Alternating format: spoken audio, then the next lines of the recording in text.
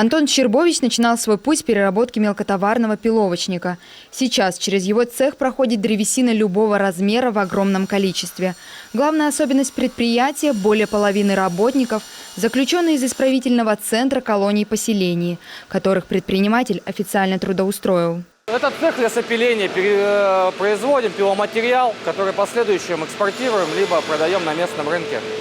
Работают как местное население в небольшом количестве, так и ребята, которые предоставляет нам центр асоциализации осужденных. Вот. Сейчас на данный момент работает немного людей, так как карантин, часть людей просто сидят на карантине.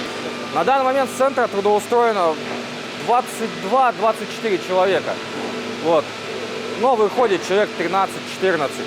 Самая большая проблема на данный момент – это кадры, поэтому бизнес находится в режиме стагнации. Как отмечают предприниматели, есть глобальные планы – запуск пилетного цеха, но нужны новые рабочие руки. И надежда не только на местную исправительную колонию. У нас есть еще одна возможность запустить, еще увеличить за счет чего объемы – это запустить вот этот цех по переработке тонкомера, так называемого. Вот сырье уже закуплено. Осталось буквально пару штрихов подключить электроэнергию, добавить мощности, что не хватает немножко. Ну и опять же, если нам добавит центр людей и придет местное население, вот также будет запущен еще один цех пиления тонкомера.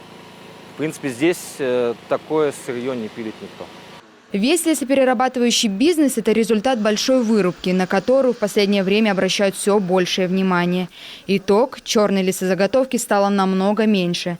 Здесь же, в Книжпогосском районе, железнодорожное лесничество ведет активную работу по восстановлению лесов, как естественным способом, так и искусственным. Последние тенденции, в основном это все участки с сохранением подроста, то есть на делянках уже присутствует подрост, при рубке он сохраняется, после рубки проходит уход за подростом, и, то есть проводим естественное лесовосстановление. Изначально, когда планируем рубку, мы уже закладываем туда какой-то способ лесовосстановления.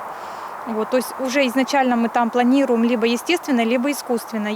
Самый тяжелый затратный способ лесовосстановления – искусственный. Чтобы посадить саженец сосны, надо проделать большую работу, провести экспертизу, подготовить почву, посадить, а потом долгое время ухаживать за подрастающим деревом. Поэтому искусственным способом в 2019 году было восстановлено всего около 10 гектар, когда естественным – 500.